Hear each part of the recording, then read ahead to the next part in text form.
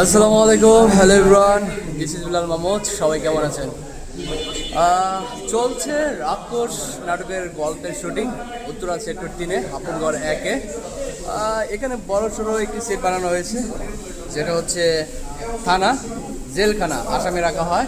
তো আমি আপনাদের একটু দেখাই যে ক্যামেরা দিয়ে যে জেলখানার কী অবস্থা, যে আমরা কিভাবে শুটিংয়ের জেলখানা তৈরি করি। হচ্ছে ডিবি পুলিশ রিকু ভাই। এর কথা কিন্তু শুনলেন না, কিন্তু বিশাল বড় ক্রিমিনাল, বুঝছেন? আমি তো ক্রিমিনালি। এই যে হচ্ছে পরাগ সাহা পুলিশ। আর আমি একটু আপনাদের দেখাই যে আমাদের যে থানা, এই হচ্ছে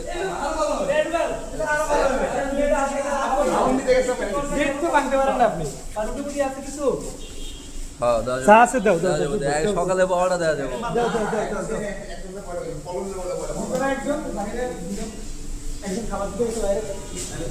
চলছে রাক্ষস নাটকের গল্প শুটিং। তো সবাই ভালো থাকুন, সুস্থ থাকুন, আল্লাহ হাফেজ।